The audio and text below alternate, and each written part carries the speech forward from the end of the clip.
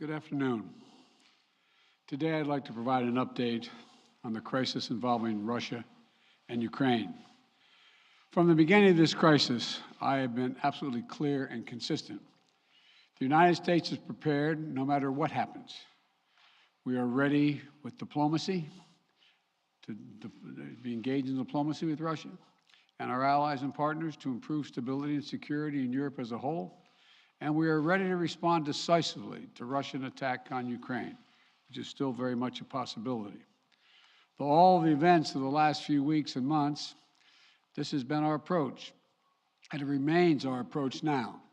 So today I want to speak to the American people about the situation on the ground, the steps we've taken, the actions we're prepared to take, and what's at stake for us and the world, and how this may impact on us here at home.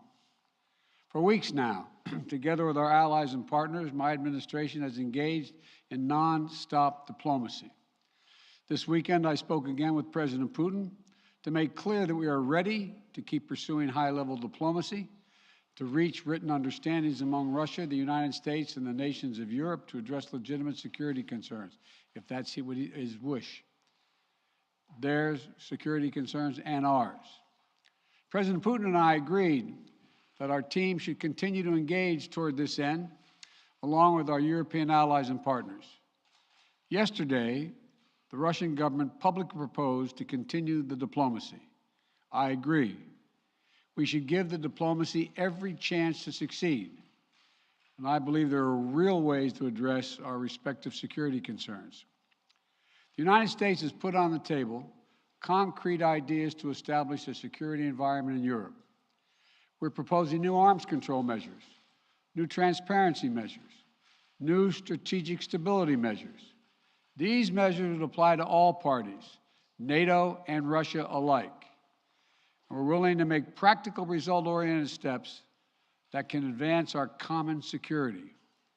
We will not sacrifice basic principles, though. Nations have a right to sovereignty and territorial integrity.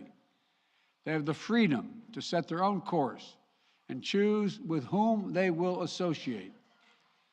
But that still leaves plenty of room for diplomacy and for de-escalation. That's the best way forward for all parties, in our view. We'll continue our diplomatic efforts in close consultation with our allies and our partners. As long as there is hope of diplomatic resolution that prevents the use of force and avoids incredible human suffering that would follow, we will pursue it. The Russian defense minister reported today that some military units are leaving their positions near Ukraine. That would be good, but we have not yet verified that. We have not yet verified the Russian military units are returning to their home bases. Indeed, our analysts indicate that they remain very much in a threatening position.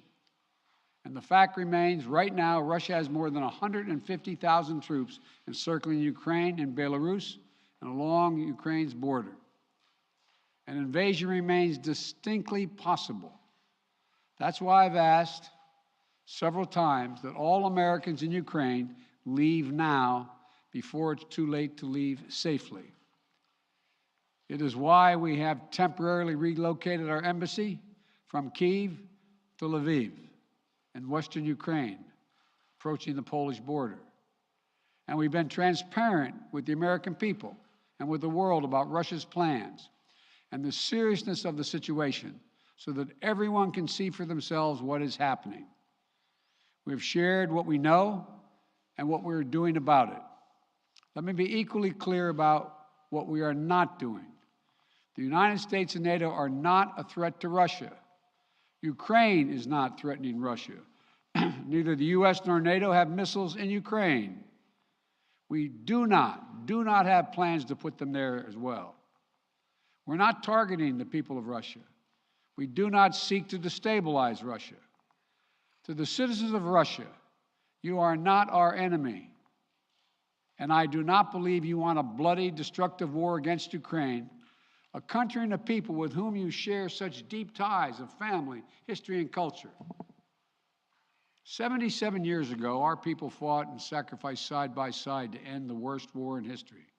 World War II was a war of necessity.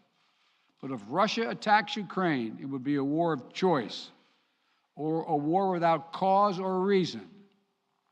I say these things not to provoke, but to speak the truth, because the truth matters. Accountability matters. If Russia does invade in the days and weeks ahead, the human cost for Ukraine will be immense. And the strategic cost for Russia will also be immense. If Russia attacks Ukraine, it'll be met with overwhelming international condemnation. The world will not forget that Russia chose needless death and destruction. Invading Ukraine will prove to be a self-inflicted wound. The United States and our allies and partners will respond decisively. The West is united and galvanized. Today, our NATO allies and the alliance is as unified and determined as it has ever been. And the source of our unbreakable strength continues to be the power, resilience, and universal appeal of our shared democratic values. Because this is about more than just Russia and Ukraine.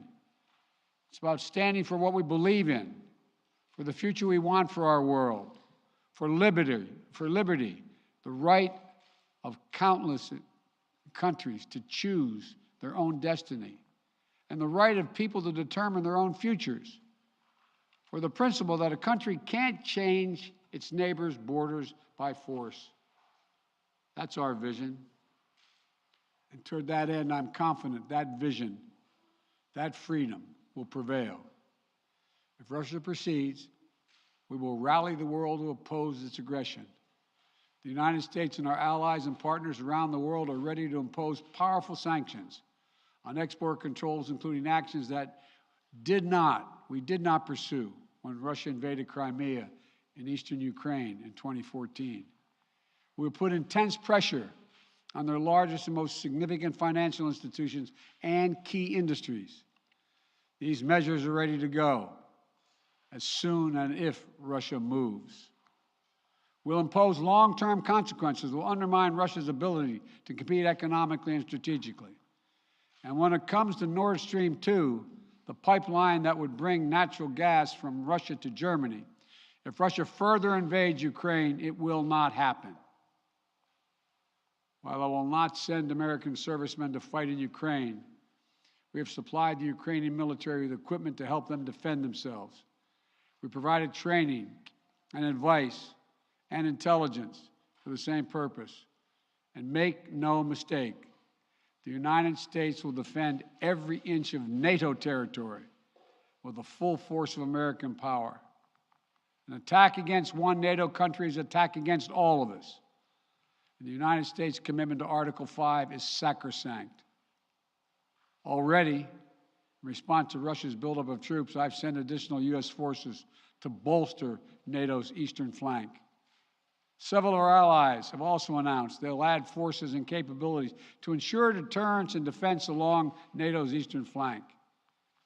We will also continue to conduct military exercises with our allies and partners to enhance defensive readiness. And if Russia invades, we'll take further steps to reinforce our presence in NATO, reassure us for our allies, and deter further aggression. To be clear, if Russia decides to invade, that would also have consequences here at home.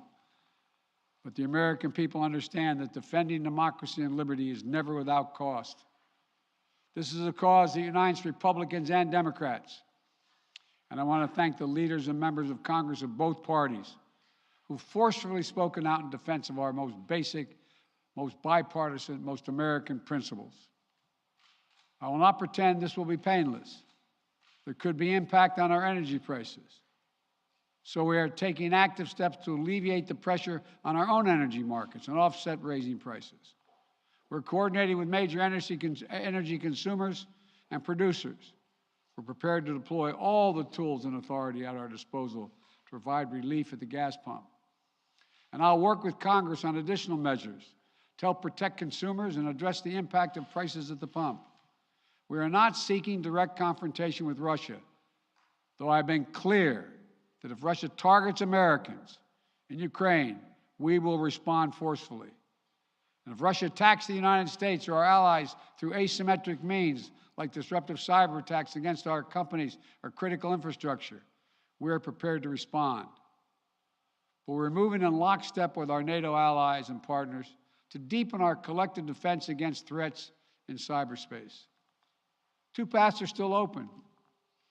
For the sake of historic responsibility, Russia and the United States share for global stability, for the sake of our common future, to choose diplomacy. But let there be no doubt, if Russia commits this breach by invading Ukraine, responsible nations around the world will not hesitate to respond. If we do not stand for freedom where it is at risk today, we'll surely pay a steeper price tomorrow. Thank you. I'll keep you informed. Mr. President, whether or not they are de-escalating. Ukraine as a precursor to a Russian invasion? Are they behind the cyber attack, Mr. President?